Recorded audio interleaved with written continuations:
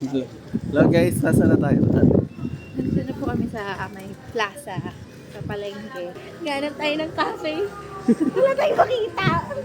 So ayan na nga, nagpunta kami sa isang cafe. Namintanan kami kaso sarado na daw, sabi ng owner. Tapos napunta kami dito sa may Lucius. Ayan, malapit lang siya dyan sa may Walter Mart. So pumasok kami dyan. Tapos makikita nyo na meron silang madaming mga offer. So meron dyan silang mga sweets, mga cookies, tsaka mga brownies. Ayan, so yan, naupo na kami, nag-take kami ng order. And while waiting, makikita nyo meron silang lugar for their events. Yan, sobrang peaceful ng lugar guys, ganda ng ambience, ganda ng temperature. So nag-try din kami tumaas, tinignan natin, meron sila kasing parang second floor, pero parang mezzanine lang siya.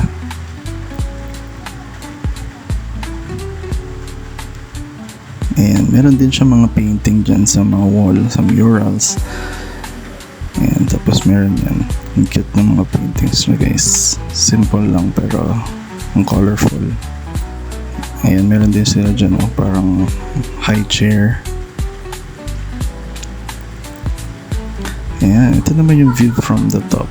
So, ganda to guys. Meron silang painting, meron iba't ibang mga design.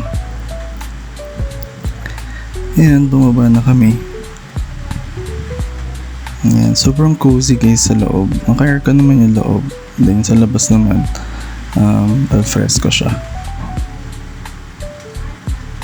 Ayan, pag tinignan mo sa labas, ayan, dito kami umupo muna.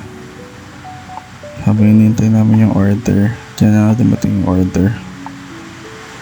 So, isa siyang salted caramel, tsaka nag-try si ate ng coffee latte. Solid guys yung ginamit nilang coffee kasi yung coffee nila dyan is I think Vietnamese beans na 100% Arabica. So hindi siya acidic, hindi naman siya super acidic, and then meron pa rin, na-retain pa rin yung pinaka strong taste niya. So ito naman yung Baterol nila. I think parang sa Sabong Silang sila lang yung pinaka nag-offer ng Baterol, which is yun yung nagustuhan ko sa kanila. So pumasok ulit kami sa loob dahil tapos na kaming uminom. So nagpa-picture lang kami dun sa pinaka-painting nila dyan sa mural. So yun nga, yun si Tatay Lucius. Tapos meron din silang iba't ibang mga ino-offer ng mga products dun sa shelves. Ayan, ganda diba guys? So if ever meron kayong time or nag-crave din kayo late night, no, hanggang 10 PM sila open. So pwede kayong pumunta dyan sa may Lucius.